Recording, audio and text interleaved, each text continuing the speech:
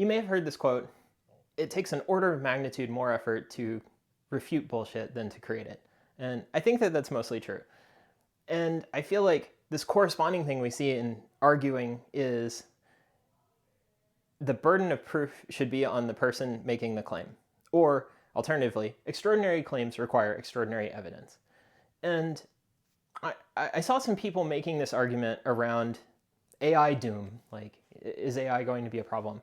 And they were essentially arguing that someone who says that AI or AGI being a problem is an extraordinary claim, and it should require extraordinary evidence to prove it. And something about that always rubbed me the wrong way. And I think I eventually figured out, I don't think that people claiming AI will be a problem are making an extraordinary claim. And I think the reason that those people arguing against them say it is an extraordinary claim is because they're thinking of very specific scenarios, or maybe an aggregation of a couple specific scenarios. So they think Terminator is going to happen. Like Terminator 1, how likely is that? Or Terminator 2, or Terminator 3, or surely the combination of all three of them, that's really unlikely, right? But no one is arguing, I hope no one is arguing for that particular circumstance. All people are arguing is that AI will do something bad. There are many possible paths that it could take to be bad. And it doesn't have to take any particular one. We don't really care how humanity gets exterminated, just that it does. And that's the real problem there. So it's not an extraordinary claim to say, I think it could happen in some way. And I will make an argument in this video for why I don't think that's an extraordinary claim, and I think that should probably be flipped around. Okay, so I've come up with 5 axioms for why I think this is the case. I would love for someone to challenge my particular axioms, maybe disprove one of them or make a strong argument against them, or explain why one of them should be split into 2 things, or why 2 of them could be merged. That'd be great. I'd love to get it down to 3. That'd be awesome. But I think that these 5 core axioms are something that they're pretty difficult to argue against, because for the most part, you can just see that they're true. And I think that they lead to the conclusion that AI will end up being harmful. All right, I'll get back to the rest of this awesome video in a second, but first a word from our sponsor, me. I have this thing that I'm working on. You can find it at together.lol or together.lol, and it's a place for like-minded people to meet, hang out, and chat with each other. It's in super embarrassing alpha stage right now, but I'd love for you to check it out and tell me what you think. So the first one is, for whatever your definition of intelligence is, AI is getting more intelligent, never less. And I think that that's pretty trivially provable, because whenever someone publishes new research that pushes the state of the art forward in AI, nobody forgets how to do it later. They publish it, and then it's part of the record, and all of humanity knows how to do this, for the rest of time. So we never go backwards, we only go forwards. It would be like saying technology improves. It pretty much only improves. You might argue about how good it is, but it only gets better. We don't make larger and larger transistors until one day we'll stop making them at all. We make more and more intelligent AI systems. So I think very few people would argue with that. So, axiom 2. Intelligence is enough to succeed in the domain of reality. So whatever it is that people are trying to do out here in the real world, in the universe, being more intelligent is always more helpful. It never hurts things. And maybe someone can make an esoteric argument where someone was more intelligent and then that led them to misinterpret something or whatever. But in general, what we see is, because humans are just slightly more intelligent than every other species on Earth, or slightly more intelligent than the next most, we have taken over the entire Earth. No one can oppose us. They are all subject to our whims all the time. So being a little bit smarter is enough. You can build whatever tools to give you hands to do things in the real world. You just need to be intelligent enough. So intelligence always helps at succeeding in the real world. Axiom 3, no one knows how to make AI do exactly what humans want. People have written various AIs. They optimize over a single number. They're trying to predict sentence completions. They're trying to generate images with a minimal amount of error. But there ends up being some optimization function where it says, given this input, we can produce a single number that represents that.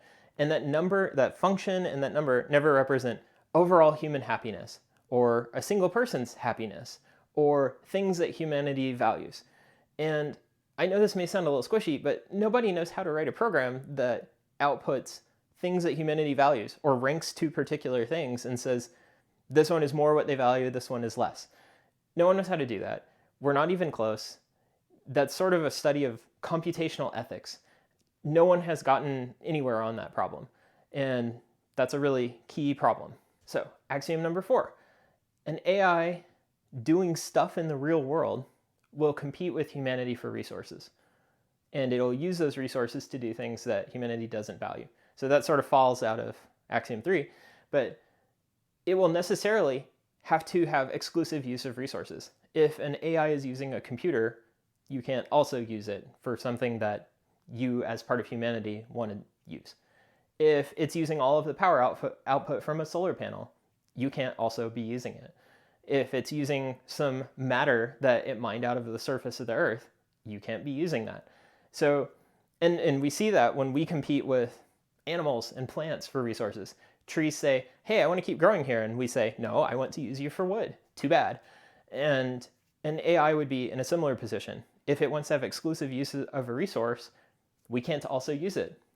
Maybe that competition would be, maybe some people imagine it would be a very polite form of competition, but for the most part, it's consuming these resources, other people can't.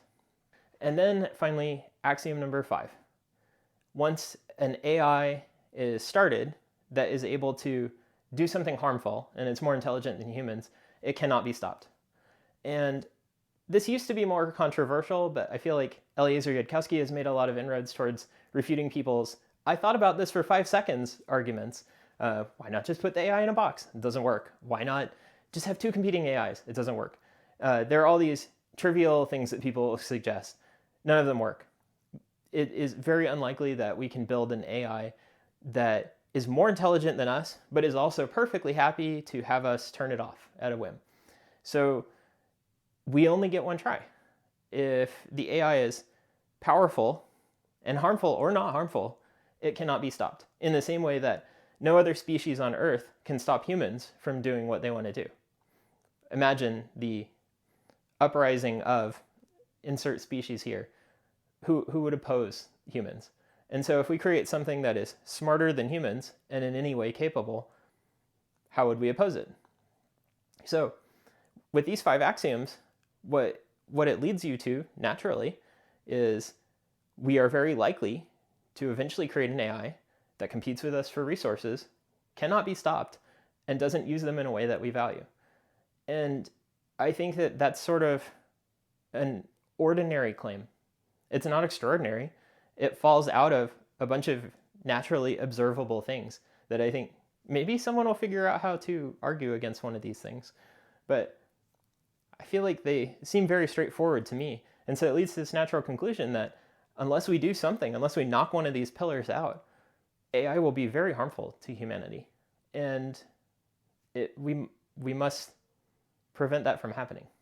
It's the most important problem that humanity has ever faced or will ever face. And on that note, I hope you enjoyed this video. I'd like to thank all my patrons. And if you disagree with me or can prove me wrong, that'd be great. Please let me know. I love to be proven wrong. Thanks a lot. Hey, thanks for watching. I'm impressed that you made it this far. Remember to come on over to together.lol and take a look at it. Tell me what you think and help me feel embarrassed about what early alpha stage it's in. I'd love to get your thoughts and I'd love to talk to you on there. Thanks.